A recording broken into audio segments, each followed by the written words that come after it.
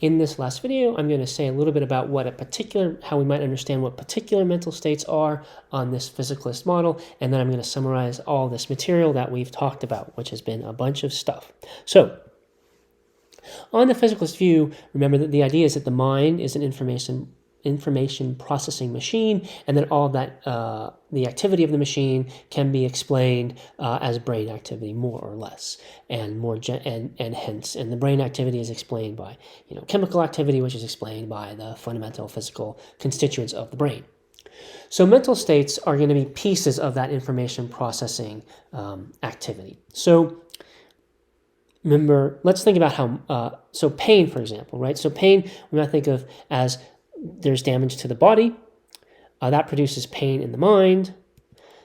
The pain in the mind is going to have a bunch of effects, but it's going to, it lets the rest of the mind know, hey, part of the body has been damaged and something should be done about that. And then depending upon what else is going on, different behavior will result, right? So perhaps the damage will be fixed, but if you're in a very sort of dangerous situation, and you know you're in a dangerous situation, then you might not fix the damage until later, and so on. We react to pain in different ways depending upon what our other priorities are and what else we think is going on.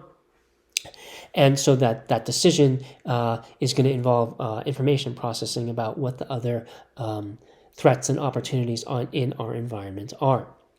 So we can think of pain as it carries that information that there's damage, and it motivates damage-appropriate action. What actually happens depends upon what else is going on in the brain and the mind, but that's what pain does. It's a piece of the information processing machine that says, hey, damage has happened, do something about it, and then that gets integrated into the rest of the processing system so that we decide what to do. And brain states can carry this information. And so, or we might think about fear. So fear is a threat signal. So it's going to be very similar, actually, in a way, to the way in which pain works. Pain is a damage signal. Fear is a threat signal. And so they carry information. Pain carries the information that damage has happened.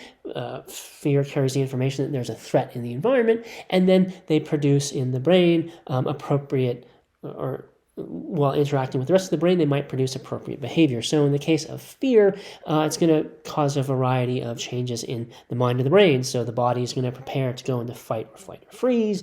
The mind is going to prepare to go into fight or flight or freeze. It's going to perhaps have a restricted focus on solving the problem that the threat represents. For example, and the mind is going to have to start deciding, okay, do I want to fight? Do I want to flight? Do I flee? Do I want to freeze? What should I do?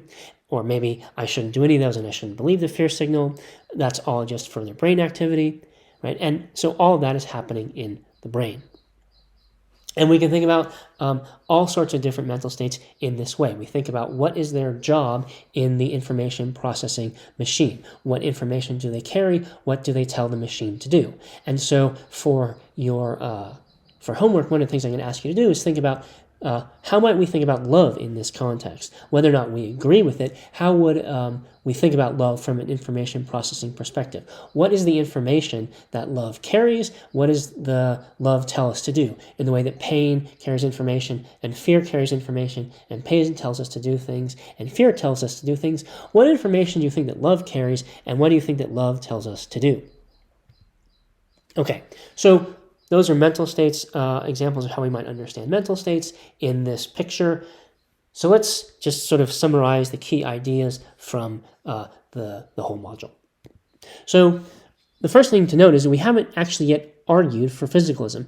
I've just stated it, hopefully in a way that makes it plausible and potentially appealing to you, so you sort of get the pull of it, but I haven't actually given anything close to a full argument for it. We'll be looking at arguments for it in the next module. I've just sort of said, here's how the world looks if you're a physicalist. Okay, so what are our key ideas? We have this broad understanding of the mental, includes the intellect, but also emotions and perception and everything else. We have the idea of a neural correlate of a mental state, and that is a brain state that co-varies with the mental state. So person is in pain just when and only when their brain is in this neural correlate state. What do we mean by physical? It's whatever is discovered by fundamental physics and what can be reduced to fundamental physics. What is a physical reduction? It's defining or explaining in fundamental physical terms. So water is H2O, or all of the physics that we would invoke to explain how metabolism happens in you or in a bee or in a tree. Extreme physicalism is the view that everything is fundamental physics or can be reduced to it. Physicalism about the mind in particular is the idea that the mind can be reduced to fundamental physics. And there are a variety of ways in which we might try to do that. The one we've talked about in this module is the idea that the mind is an information processing machine, that mental states are information processing states, and that the brain carries out this information processing. And the brain's functioning, and so that information processing, that can all be explained in fundamental physical terms. We don't typically talk about it that way, but we can. We can explain how neurons work by talking about molecules, which are explained by talking about atoms, which are explained by talking about subatomic particles and the fields and forces acting upon them. So there are our key ideas from this module. Our major open questions are, why should we believe physicalism about the mind? Or maybe we shouldn't. And in particular, we're going to want to be thinking about, is the mind, among other things, we're going to want to ask, is the mind just an information processing machine, or is there more to the mind than that? So those are some of the questions that we'll be looking at in our next modules and trying to give some arguments for answers to those questions.